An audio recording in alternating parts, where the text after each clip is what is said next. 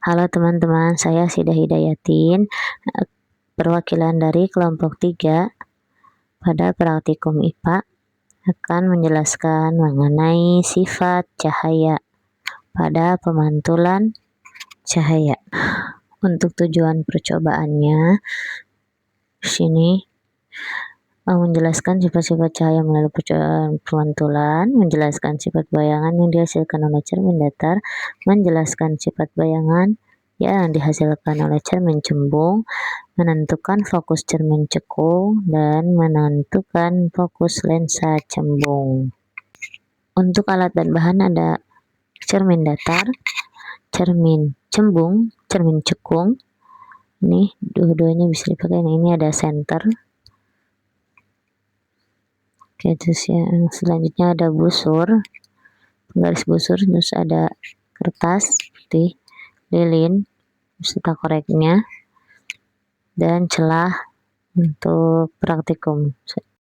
Pada pengamatan pertama yaitu pemantulan cahaya pada cermin datar. Di sini ada sisir, senter, dan layar. Nah, ini dia sama saja ya, tidak ada pantulan yang berbeda. Ketika dia di depannya ada kaca atau cermin, dia menjadi berbeda dengan besar sudut datang dan sudut pantul. Ketika dia 30 derajat, maka si sudut pantulnya dia 30 derajat. Nah, untuk yang ketika 45 derajat, dia 45 derajat juga. Untuk 60 derajat, dia sama juga. Dan untuk 90 derajat, dia pada tempat yang sama juga, yaitu 90 derajat.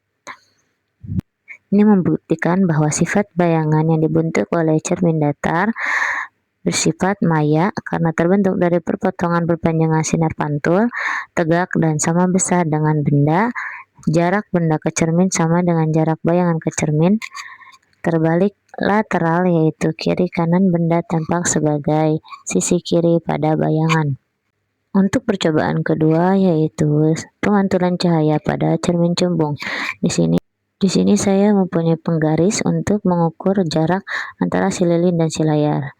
Nah, ini juga untuk medianya yaitu sendok, yang bagian belakang yaitu cermin cembung. Kita langsung saja kita dekatkan si sendok ke si lilinnya. Apakah si layarnya akan berbeda atau tidak? Apakah ada pemantulan atau tidak? Seperti yang kita lihat, tidak ada pemantulan karena cermin cembung itu selalu bersifat maya, tegak, diperkecil. Cermin cembung bersifat divergen sehingga digunakan sebagai spion kendaraan untuk memperluas pandangan. Percobaan ketiga yaitu pemantulan cahaya pada cermin cekung. Di sini kita menggunakan media cermin cekung pada bagian sendok yang bagian dalam ya. Ini termasuk cermin cekung.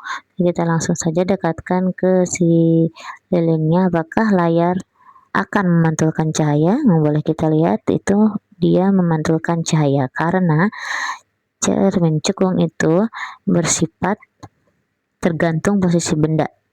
Jika benda di antara F dan 2F-nya tak terbalik diperbesar. Jika benda di luar 2F-nya tak terbalik diperkecil. Jika benda di antara F dan cermin maya, tegak, diperbesar.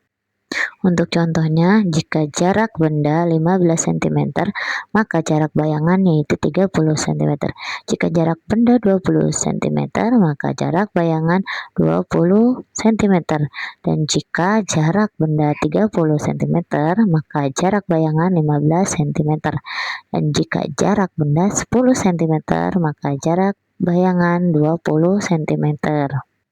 Kesimpulan pada praktikum kali ini, yang pertama, cahaya dapat dipantulkan dan mengikuti hukum pemantulan. Yang kedua, cermin datar menghasilkan bayangan maya, tegak, sama besar. Cermin cembung menghasilkan bayangan maya, tegak, diperkecil. Cermin cekung dapat menghasilkan bayangan nyata maupun maya tergantung posisi benda.